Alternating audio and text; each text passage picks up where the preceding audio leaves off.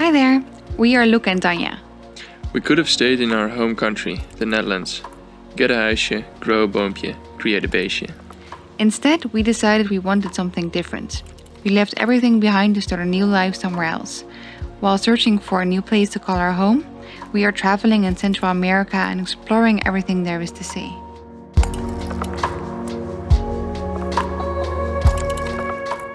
Remember the fog from our last video?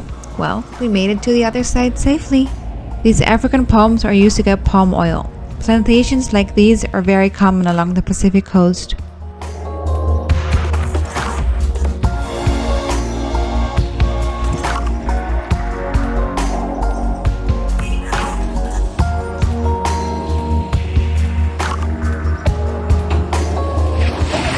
Just getting to the Osa Peninsula is already the most awesome adventure.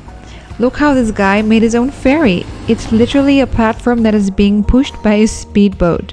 He was not happy with us filming, so Luke is starring as my favorite model. We had to wait to get on the ferry until the guy was done with lunch. Maybe he wasn't too happy because we made him rush it?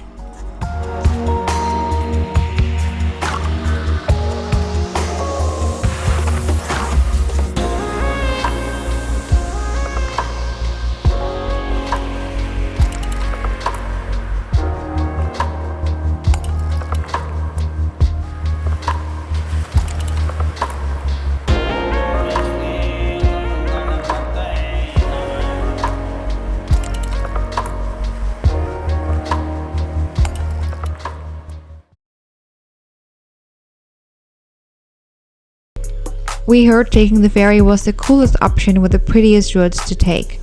We have a cute 4x4, so we are looking forward to the drive. There we go!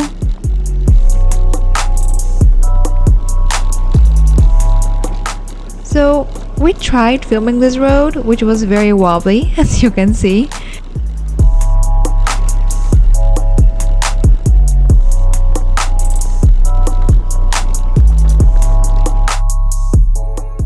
The drive is super stunning and with amazing views.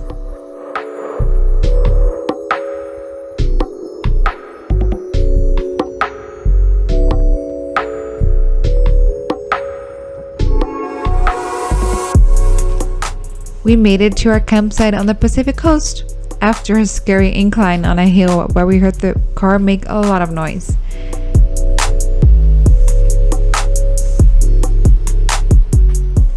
We're in the most beautiful area called Bahia Drake, otherwise known as Drake's Bay. The town Agueritas is where to organize tours and get food.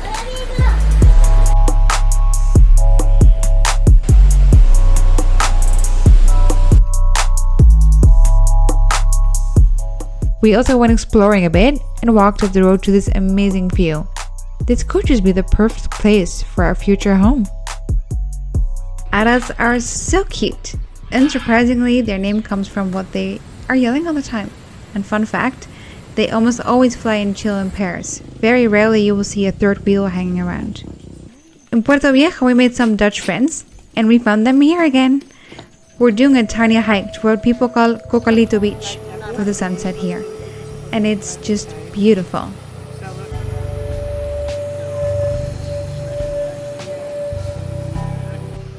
So there are a lot of stories going around about the Osa Peninsula and how to get there. There's actually two routes, one with the ferry that takes you to Drake's Bay and one with a bigger road that takes you to Puerto Jimenez, the biggest town on this peninsula. Getting to Drake's Bay is always through dirt roads and tons of river crossings, which makes Luke super duper happy. During the dry season it's possible to drive here with a normal car, we'd say, even though everyone recommends a 4x4. In the wet season, we can imagine a 4x4 would be necessary when the rivers get deeper.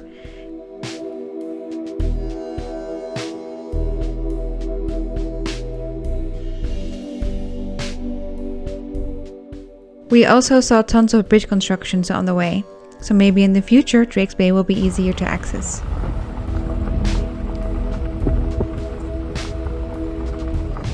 We made it to our cute Airbnb in Puerto Jimenez. We came here to be sure that I had internet for work, as this is not always guaranteed in Drake's Bay.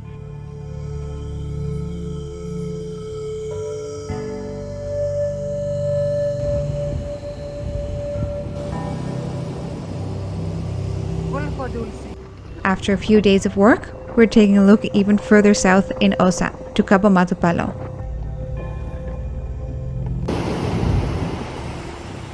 It's one of the few areas where there's still primary rainforest left.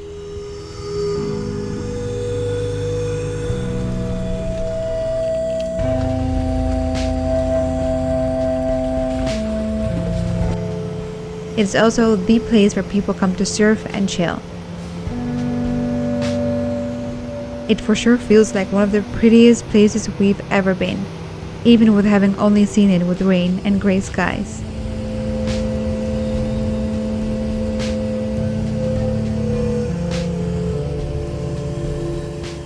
The area is covered in fancy resorts and lodges, which makes wild camping a bit clumsy, as owners of these places often call the police. Wild camping is completely legal on public land though, and all land within 50 meters from the shore will always be public land, and we had no problems, luckily.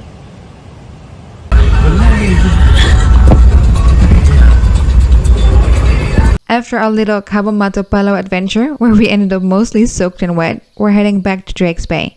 It seems that is the best place to organize tours, since prices are more expensive in Puerto Jimenez, with also less options.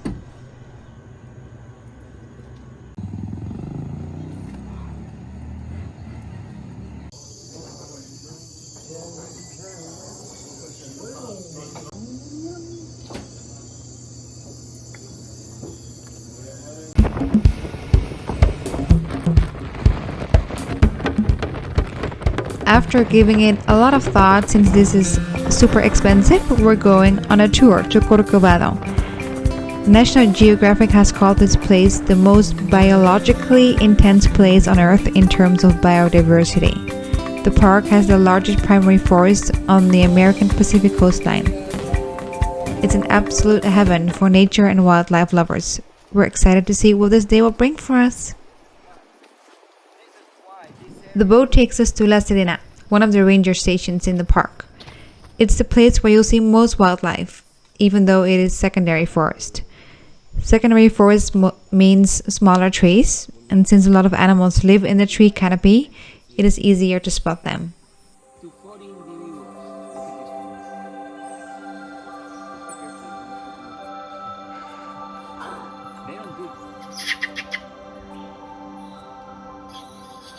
We saw so much wildlife here. We saw squirrel monkeys, spider monkeys, an anteater, a crocodile, a caiman, tons of birds, these cute coatis, another tapir sleeping, and as a bonus, a sloth at the end. Basically everything we've seen over the past several weeks, we've seen here during 2 hours of hiking. Most animals here are not scared by humans. They know these apes are just here to take some pictures.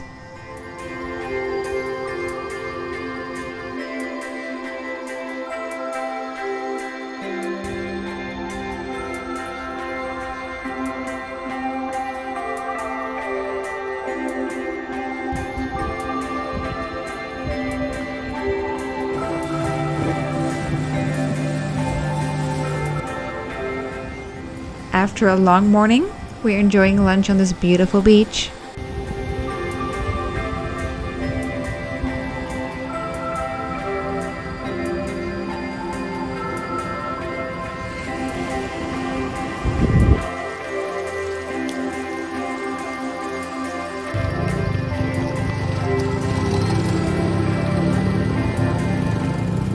Since it rained quite some in the last few days, river crossings were a bit deeper, but the baby car is making it through easily again, like driving through a puddle.